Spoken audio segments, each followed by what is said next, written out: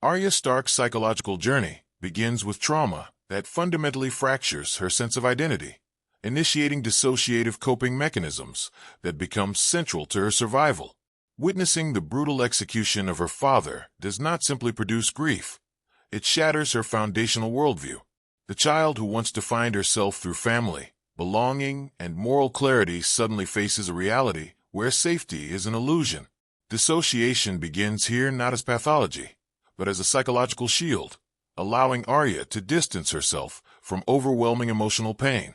In the aftermath of this trauma, Arya's psyche adapts by narrowing its focus to survival. Emotional processing becomes secondary to immediate functioning. This narrowing is a classic dissociative response. The mind prioritizes action while suspending the unbearable emotional weight of loss. Arya does not stop loving her family. Rather, she temporarily disconnects from the depth of that love because fully feeling it would incapacitate her in a hostile world. Her famous list of names represents an early structured dissociative ritual. Repetition provides control in a world defined by chaos. Each name becomes less a person and more a symbolic container for rage and grief. This process transforms emotional pain into cognitive structure, allowing Arya to manage trauma through compartmentalization rather than emotional integration. As she adopts disguises and false identities, dissociation becomes behavioral. Arya is no longer merely distancing herself internally. She is actively constructing alternate selves. Each persona she assumes serves as both camouflage and psychological buffer. By becoming someone else, she avoids confronting the vulnerability of being Arya Stark, the grieving child. This shifting identity reflects a survival-based fragmentation. Rather than maintaining a continuous narrative self, Arya learns to suspend and replace parts of her identity, depending on context. The mind, faced with chronic danger, abandons consistency in favor of adaptability. Dissociation becomes not a break from reality, but a tool for navigating it. Her interactions with violence further reinforce this mechanism. Arya's growing familiarity with death does not indicate desensitization in the traditional sense. Instead, it suggests emotional distancing. She experiences events without fully inhabiting their emotional meaning. This allows her to function effectively, but at the cost of psychological integration. Importantly, Arya's dissociation is not passive withdrawal but active restructuring. She does not numb herself into helplessness.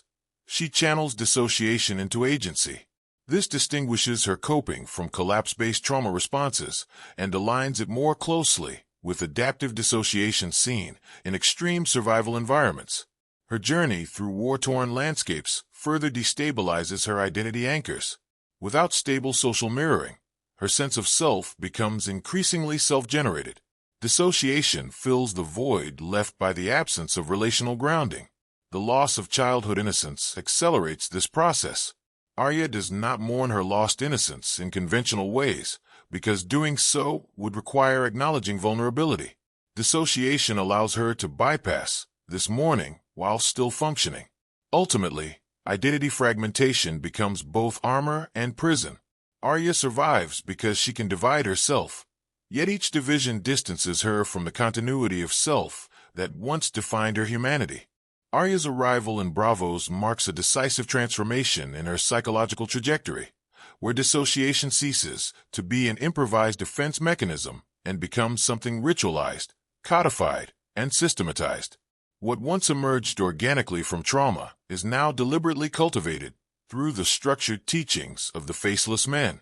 In this environment, the erasure of identity is framed not as loss but as enlightenment, reshaping dissociation into an institutional value rather than an individual coping strategy. The House of Black and White does not merely train assassins, it dismantles subjectivity. Arya is taught that identity is an illusion and detachment a weakness, reinforcing the idea that the self is disposable. This philosophical framework mirrors extreme forms of depersonalization, in which the individual learns to view themselves as an external object rather than an internally continuous being. Arya's sense of self is not just suppressed, it is systematically deconstructed. The ritual surrender of her belongings, including her name and past, symbolizes an externalization of internal dissociation. These acts function psychologically as transitional markers, reinforcing her shift from personhood to instrumentality. Each relinquished object becomes a step further away from the emotional continuity that once defined her existence as a Stark. Training introduces an emotional austerity that discourages introspection.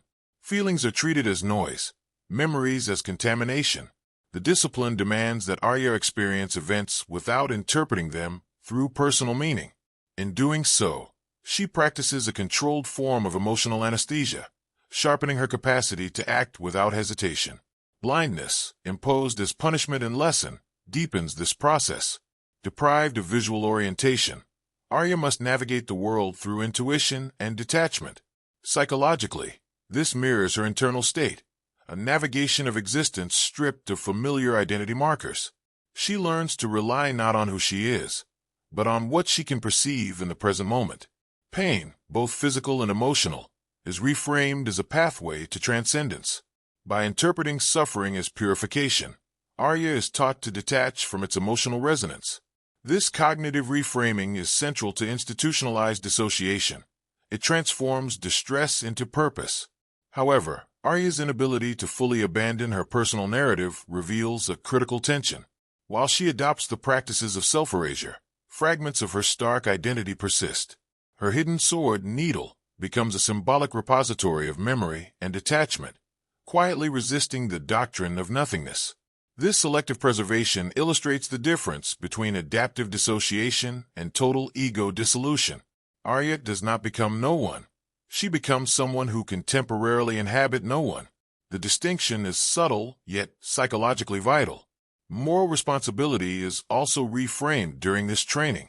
Killing is presented as service to a cosmic balance, rather than personal vendetta. This abstraction distances Arya from the emotional implications of violence, allowing her to act without confronting its ethical weight. Ultimately, the Faceless Men transform dissociation into a disciplined skill. Yet Arya's incomplete surrender demonstrates that identity, once formed through love and loss, resists total institutional erasure. Arya's departure from Braavos signals a profound psychological pivot, from fragmentation toward reintegration. Her declaration of identity is not merely a narrative moment of empowerment, but an act of self-reconstruction. In reclaiming her name, she begins to weave together the dissociated elements of her past. This reintegration is not a rejection of what she learned, but a recontextualization of it. Arya retains the fluidity of identity cultivated during her training, yet she anchors it within a stable core. Dissociation transitions from being a refuge to becoming a tool she can consciously deploy. Her return to Westeros reintroduces relational mirrors that had long been absent. Encounters with surviving family members restore aspects of her identity that could not exist in isolation.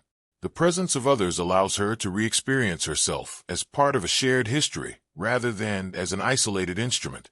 Acts of vengeance, once abstracted into ritual service, regain personal meaning. When Arya confronts her enemies, she does so not as no one, but as someone whose past informs her actions. Emotion re-enters her decision-making process, signaling a shift from detachment to integration. Humor and warmth begin to reappear in her interactions. These subtle emotional expressions indicate a reduced reliance on numbing defenses. Arya no longer needs to suppress feeling in order to function. Yet reintegration does not erase her scars. The multiplicity of selves she inhabited remains part of her psychological landscape. Rather than dissolving these identities, she incorporates them into a broader sense of continuity. Her ability to move between emotional engagement and strategic detachment becomes a new equilibrium. This flexibility represents a mature adaptation rather than a symptom. The reunification with her Stark lineage restores narrative coherence to her life story. She is no longer defined solely by survival, but by belonging. Her decision to journey west reflects not escape, but forward orientation. It signifies a self that is no longer trapped in reactive patterns, but capable of choosing new horizons. In the end, Arya's path illustrates that healing does not demand the abandonment of dissociative capacity. Instead, it involves transforming fragmentation into complexity and survival into authorship of one's own identity.